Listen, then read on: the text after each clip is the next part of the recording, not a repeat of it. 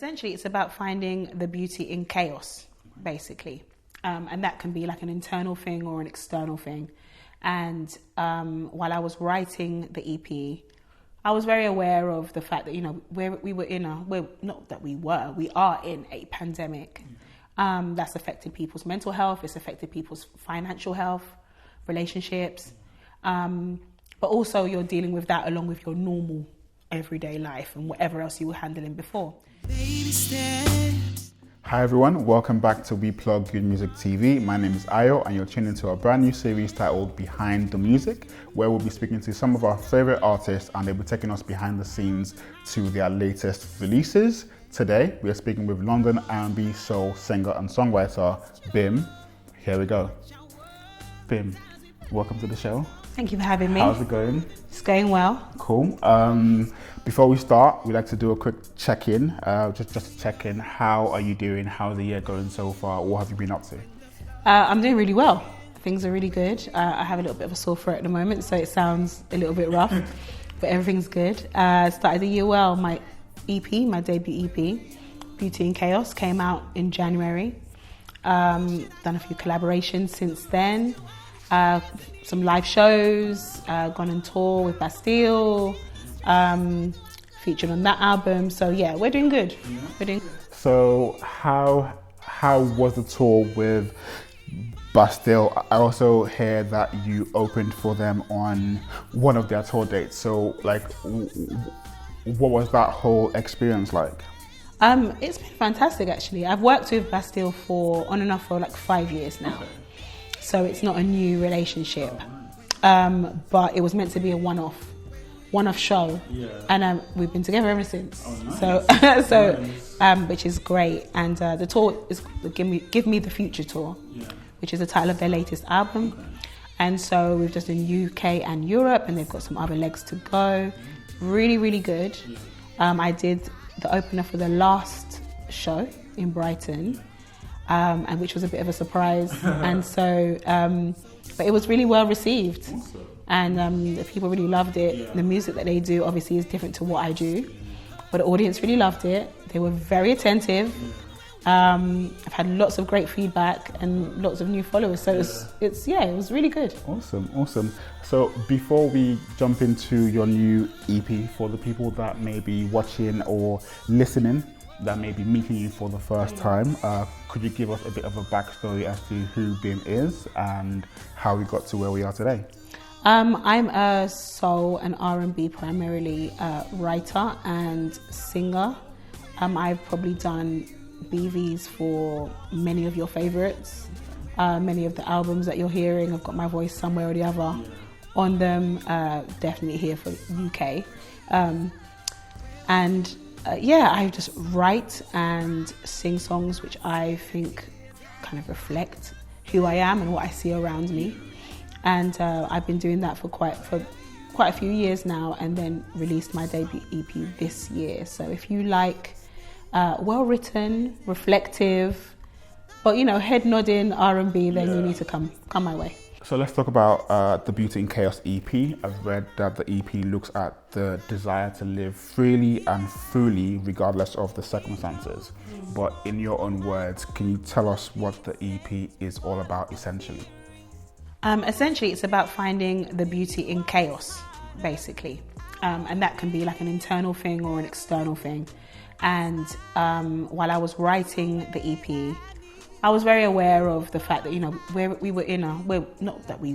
are in a pandemic that's affected people's mental health, it's affected people's financial health, relationships, but also you're dealing with that along with your normal everyday life and whatever else you were handling before. So I was kind of writing it and looking for that silver lining in the cloud of every day, that kind of light at the end of the tunnel. Even if we're in a position which we don't like, even if it's not quite looking the way that I want it to look, how do I feel about turning this around? Where do I find the light in this? And that's what the EP is about, essentially.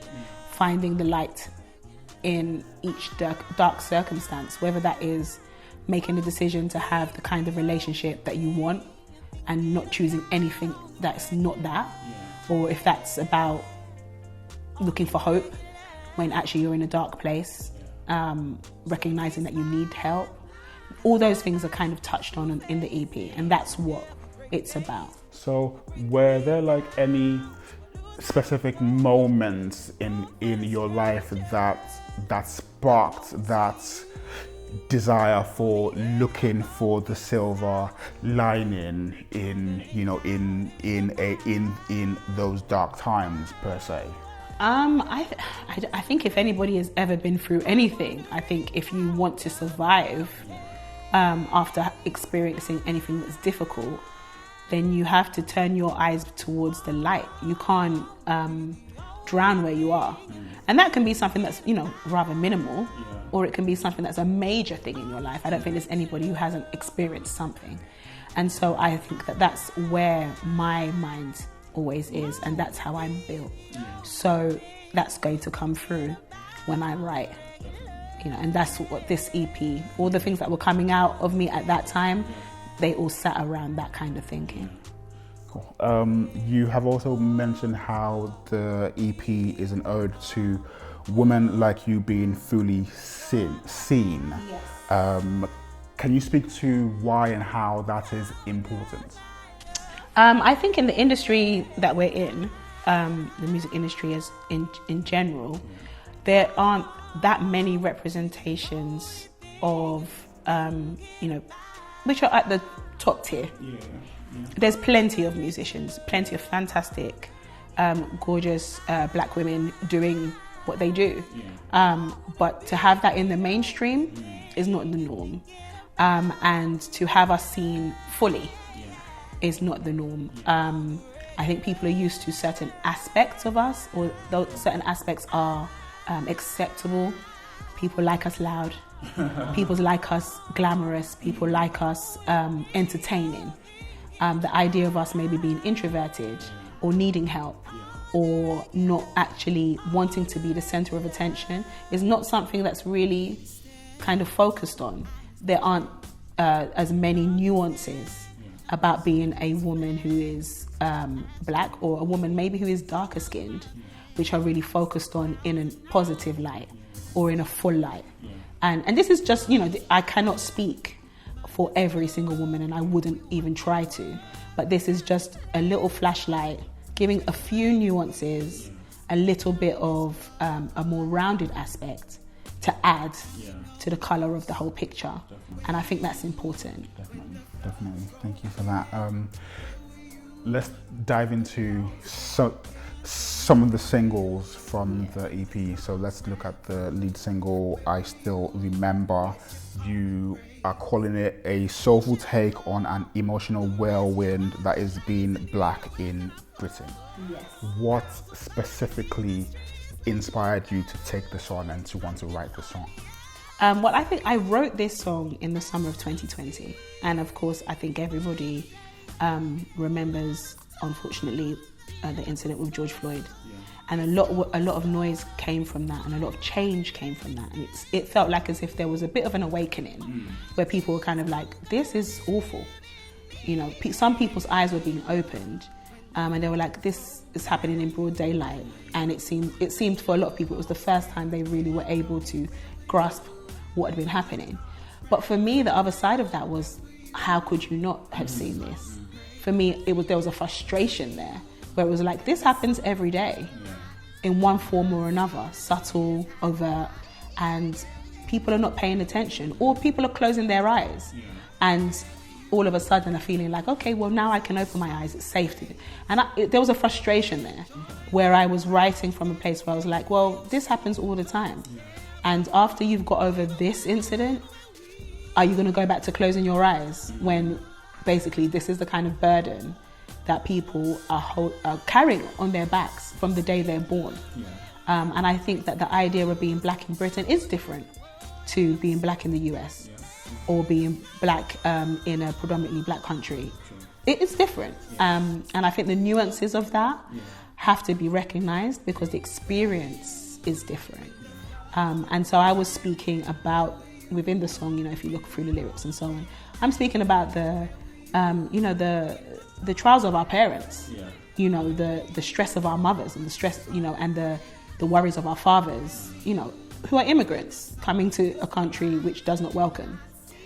We're talking about, you know, our fears for our children, and if things will be different for us as we enter, you know, the workplace or just go about our business. Like just very, very ordinary, everyday pressures, which all kind of accumulate. And really the stuff that was happening with George Floyd is terrible, and the extreme end when someone loses their life. But, you know, this song really kind of talks about what it's like to live your life under that same pressure. And yeah, that was really important for me to be able to just pen that. 2 years on, 2 years on from when you first wrote that song, is there change? Can you see change in your own space, at least, and or are the frustrations that led to you writing that song, are they still there?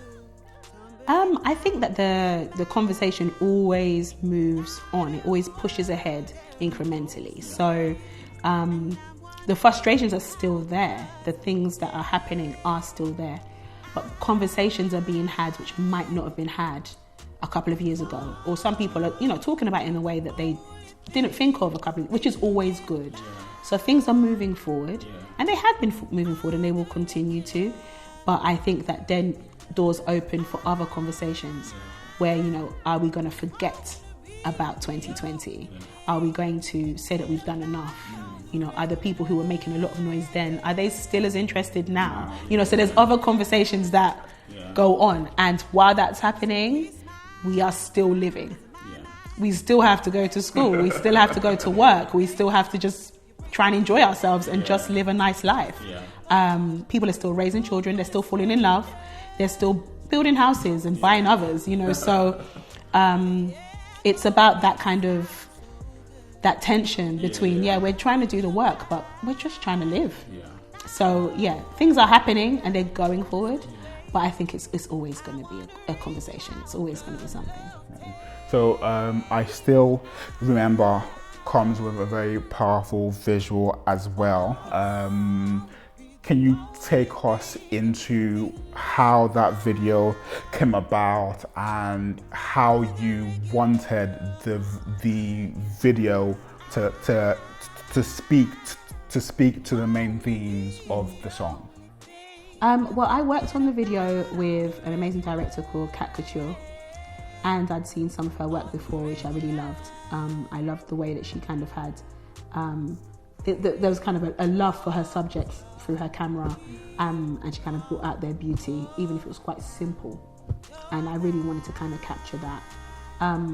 I didn't have a hard and fast idea of how I had to capture what I had in the song. I think the lyrics speak for themselves. But she kind of pulled out that narrative of having it through the eyes of a child. And what this all means for someone who doesn't quite understand how the world works yet, and is just trying to navigate their way through innocence. And that's what that video kind of pulls out, what it's like, you know, to see things happening around you and not know why you don't like what you see. And just trying to capture that element of still having joy.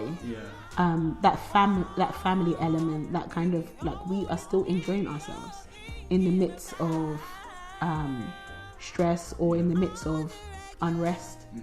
We're still having joy, and we will continue to do so. And that video kind of pulled those kind of strands out, which I really love it. Awesome. Thank you very much for that. The second single, the other lead single on the project, OTR. Before we speak on that, there's a skit that comes before OTR. People talk about this all the time. On the EP. Can you kind of just break down what is going on in that skit? Well, the skit, I mean, I don't even know what to call it, if I should even call it a skit, but it's called The Knowledge. Yes. And before OTR comes on, it basically is, I think, about 4 minutes of just people's experiences on dates. Yeah. And how did you know, the person was the right person? And so that's the question I posed to, like, I sent out the question to like a bunch of the amazing women I know, and I was just like, okay, tell me how you knew that that person was the person, or how you knew that they definitely weren't the person. And what came back was like a bunch of like really funny anecdotes about first dates, and that when they got that idea that they knew that this guy was the one, or it's a mixed bag, but I get a lot of reaction about that because there's a bunch of stories in there, and people find it really amusing. And I just thought I thought it would be lovely because OTR is about just wanting to be on somebody else's mind all the time. And it's really light-hearted, and that it's just that first kind of initial when you like them and they like you, but you're not quite sure what's going on, and you're kind of looking at each other but not looking at each other.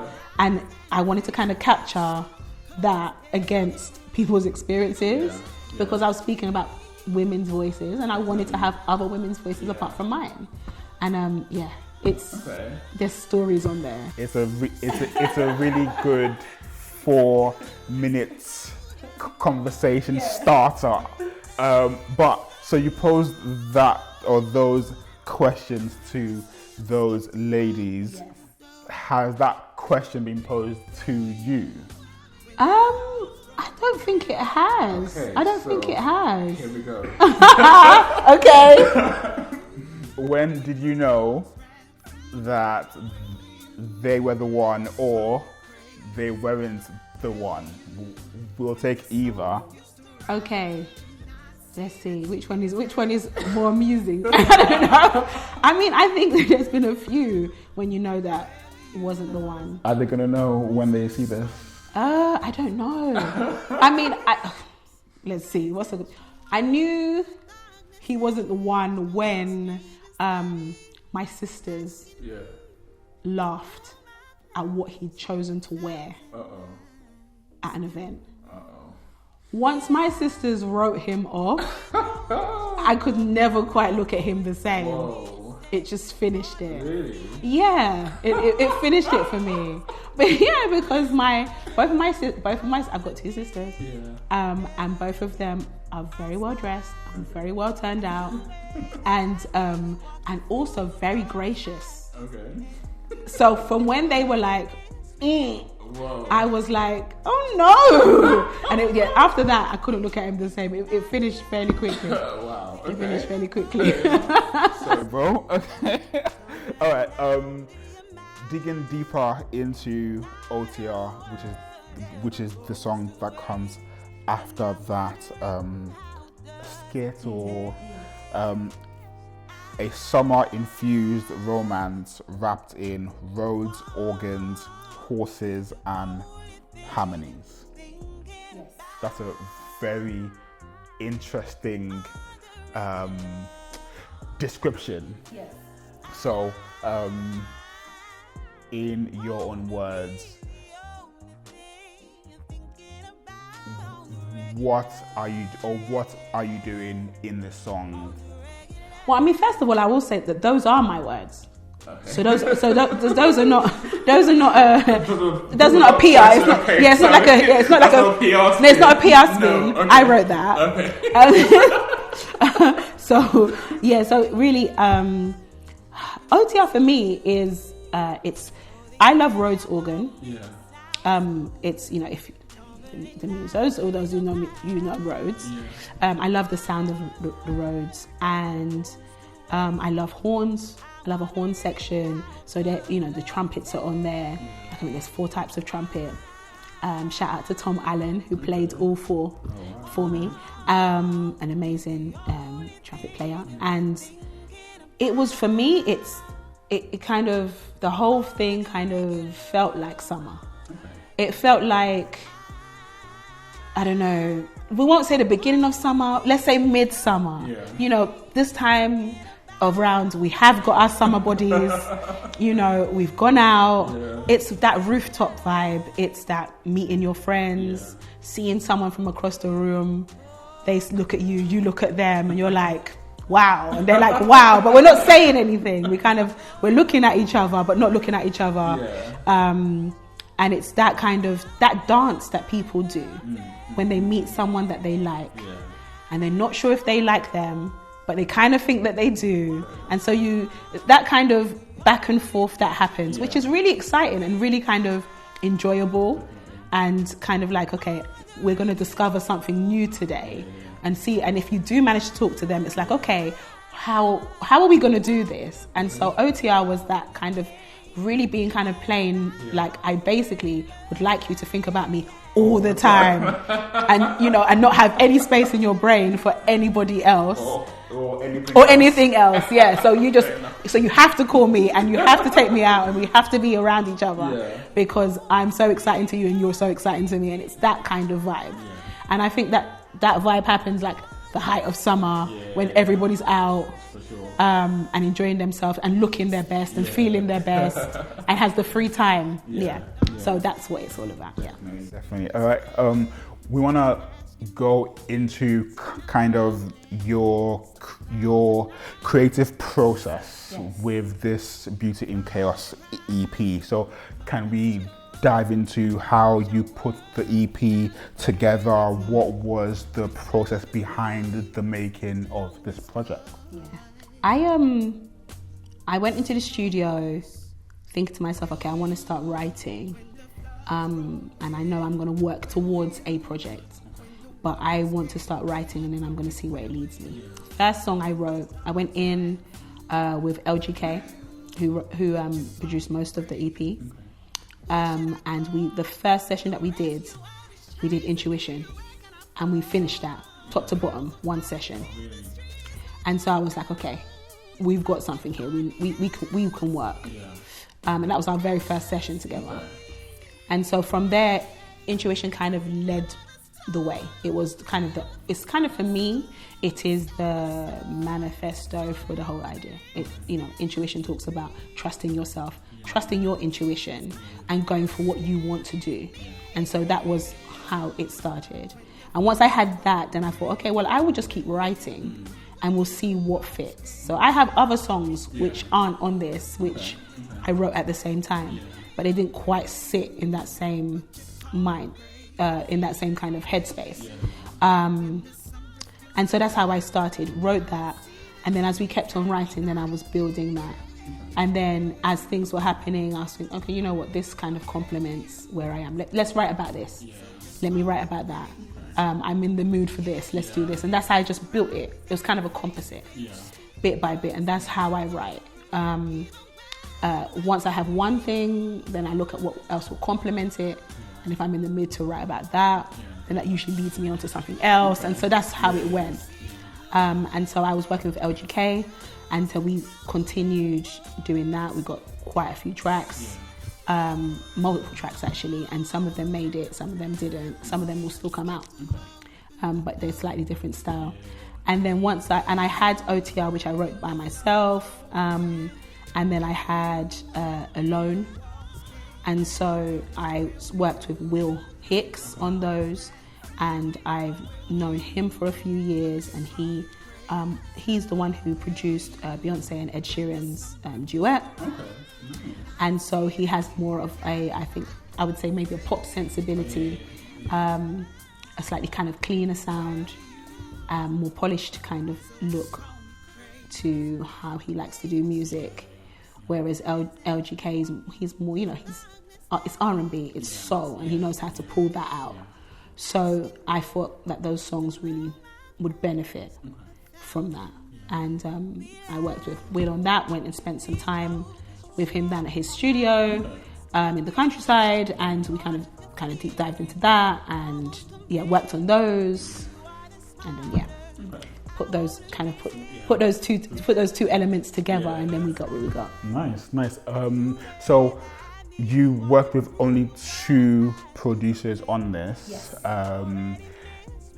Is that kind of your main style of putting together projects? Like you find there might be some other artists who like work with maybe 5 or 6 different producers just to get like a wide sound. But for you, are you more specific in the sense of, okay, I only would like to work with one or two people, let's just, do this thing? It was quite deliberate, because I had a very clear idea of what I wanted.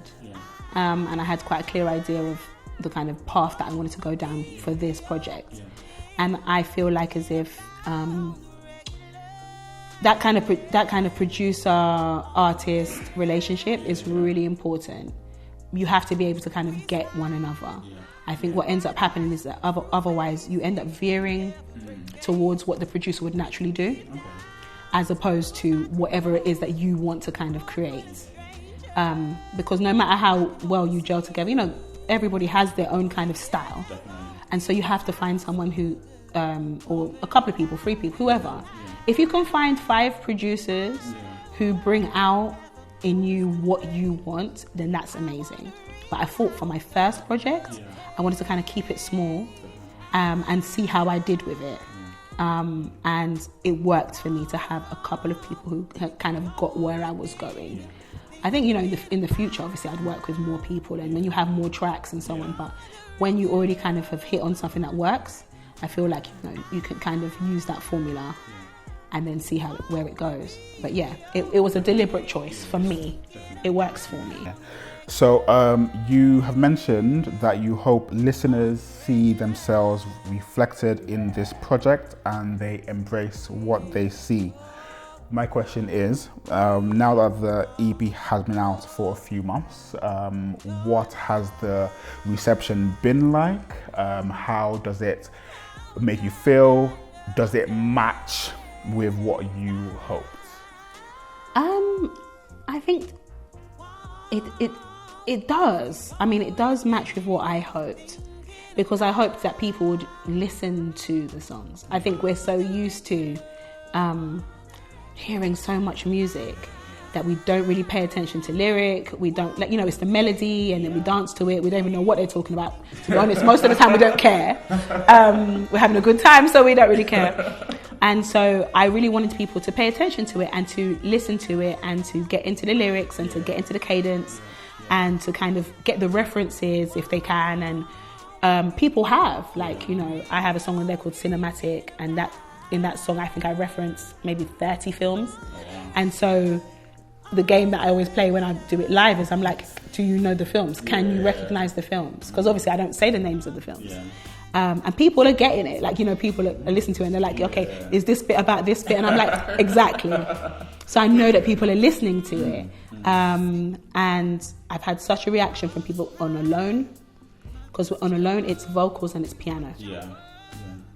And a quartet, string quartet on that. And people really love Alone. I think it's in the middle of the EP. It's a reflective moment. And it's quite long, so you have no choice but to kind of pay attention to it because it's so stripped back. And people, I think that has been people's favourite. Even though it wasn't a single, it probably never will be, but at some point I will do it live, and I'd love to do it with a string quartet, and I think it would work just with the strings. It's really strange to write and then have that out in the world, like to write things in your bedroom or to kind of have an idea of what people might like and see what people pull out of it. People have read different things into the songs than I was thinking when I wrote them. But the moment that they tell me that, I'm like, okay, I can see it. I can see why you'd get that.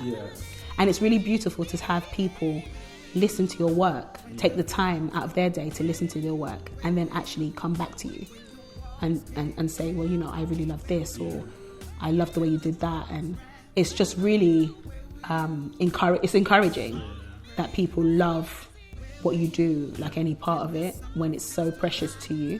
So yeah, I didn't put a particular I didn't say, okay, it has to be like this or it has to be like that, but to have people come back and be like, I love your music, when are you playing live, I want to hear this song or that song.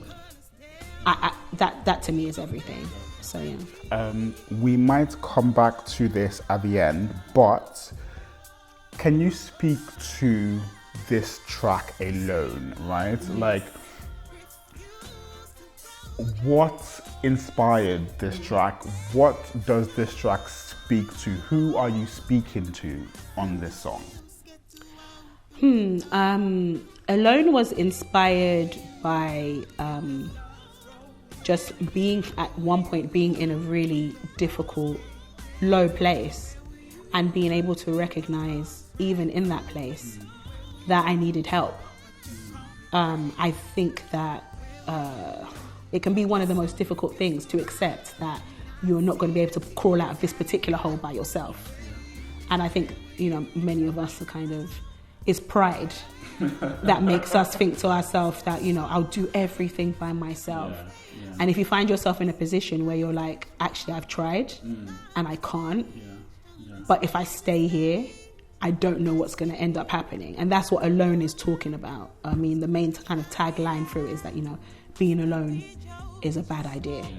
And I think for some people, that's what they need to hear, that, whatever it is you're dealing with, it's not the best idea to do it by yourself. There is no shame in getting assistance. There's no shame in getting help. And it doesn't have to be a really deep situation, but there is something to be said for allowing other people to step in and lift you up when you need it.